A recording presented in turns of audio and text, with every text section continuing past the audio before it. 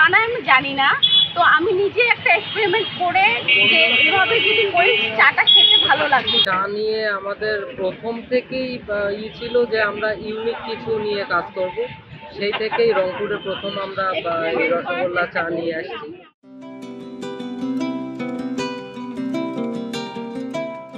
রসগোল্লা আবার চাও হয়, এ আবার কেমন চা? আগে কি রসগোল্লা খেতে হয় নাকি চা পান করতে হয়? কি অদ্ভুত! অবাক করা চা রসগোল্লার নাম শুনি এমন অনেক প্রশ্ন যাচ্ছে চা প্রেমীদের মনে। আমাদের পূর্বের যে প্রচলিত প্রথা ছিল এটাকে ভেঙে উনি এখন নিজে বিজনেস একটা স্টার্ট করছেন এবং সেটাতে উনি স্বাবলম্বী হচ্ছেন। ওনাকে নারী হয়ে মেয়েরাও যে মানুষ, মেয়েরাও যে পারে, হ্যাঁ, সেটার প্রুফ দিচ্ছে। রংপুরে এই প্রথম রসগোল্লা চায়ের সমাহার নিয়ে সাড়া মিলছে দম্পতির। নকশা করা মাটির কাপে চা ছাড়া দুধ ও লিকারের মিশ্রণে তৈরি করা হচ্ছে রসগোল্লা চা। নতুন নামের রসগোল্লা চায়ের স্বাদ নিতে সাড়া মিলছে চা প্রেমীদের। রসগোল্লা চা দুইটাই খাইলাম, কিন্তু আসলেই খুব ভালো লাগছে জিনিসটা। আমি প্রথম যখন শুনছি তখন ভাবছিলাম যে কেমন যেন হবে আর কি রসগোল্লা চা, এটা আবার যাই হোক নতুনত্ব জিনিস একটা, খুবই মজাদার হয়েছে, ভালো লাগছে এবং কোয়ালিটিফুল, ভিতরে বাদামও ছিল, কাজু বাদাম। নিজে ভিন্ন কিছু করার লক্ষ্য নিয়ে চা করে বাদ দিয়ে শুরু করেছেন রসগোল্লা চা সহ বাহারি চায়ের সমাহার ও চটপটির পসরা সাজিয়ে। বিকেল থেকে রাত পর্যন্ত সুরভি উদ্যান সংলগ্ন এই রসগোল্লা চায়ের দোকানে ভিড় জমে রসনা প্রেমীদের। পথের ধারে সব বয়সীদের চায়ের আড্ডায় জমজমাট দৃশ্যই চোখে পড়ে। নারী হয়েও প্রতিবন্ধকতা কাটিয়ে চায়ের পসরায় সুনাম কুড়াচ্ছেন রসগোল্লা চায়ের উদ্যোক্তা অনন্যা।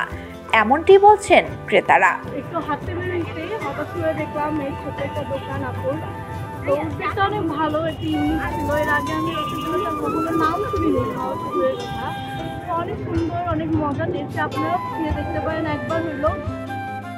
বেসরকারি কোম্পানিতে কিন্তু অলওয়েজ কিন্তু আপনার প্রেশার থাকেই সবসময়। দেখা যায় সকাল 9টায় যাইতে হয়, রাত্রি 12টায় একটা আসার কোনো ঠিক ঠিকানা থাকে। সেই ধরে আপনার স্যালারিটাও মানে আমার পর্যাপ্ত পরিমাণ পাচ্ছি না, সময়টাও আমি ফ্যামিলিকে পর্যাপ্ত দিতে পারছি না, মেন্টাল প্রেশার, মানে সব দিক থেকে আমি মনে করি যে নিজে কিছু করে আর কি দাঁড়ানো অনেকটা ভালো চাকরি। ব্যতিক্রমী উদ্যোগে রসগোল্লা চায়ের চমক নিয়ে বলেন দম্পতি। রসগোল্লা চায়ের আমি একটা ভিডিও দেখি ইন্ডিয়ার এক চ্যানেলে, তো ওরা কিভাবে বানায় আমি জানি না, তো আমি নিজে একটা এক্সপেরিমেন্ট করে যে এভাবে যদি করি চাটা খেতে ভালো লাগবে, এবং আমি 10 দিন হলো দোকানটা দিয়েছি। মোটামুটি অনেক ভালো রেসপন্স পাচ্ছি, মানুষ এসে খাচ্ছে এবং ভালো বলছে। চা নিয়ে আমাদের প্রথম থেকেই ছিল যে আমরা ইউনিক কিছু নিয়ে কাজ করব, সেই থেকেই রংপুরে প্রথম আমরা এই রসগোল্লা চা নিয়ে আসছি। শিশু থেকে শুরু করে ওপর লেভেলের মানুষজন, ভালো ভালো মানুষজনগুলো বেশি আসছে। হ্যাঁ, দেখতেছে একটা মেয়ে যখন একটা মেয়ে দাঁড়িয়ে চা করতেছে, রাস্তা দিয়ে যখন যাওয়ার পথে দেখা একটা মেয়ে চা করছে, সবার মনে অনেক প্রশ্ন থাকে। ওরা এসে আমাকে বলছে যে কে চা করে, যখন করে আমি চা, তাহলে তো চা খেতেই হবে, তাহলে চা খেয়ে ট্রেন যায়। ছোটবেলা থেকে আমার কিছু করা, নিজে কিছু করার চিন্তা আছে, সেই ধারাবাহিকতায় আমি ছোট পরিসরে শুরু করেছি, কিন্তু পরবর্তীতে এর থেকেও ভালো কিছু করার চিন্তা ভাবনা আছে।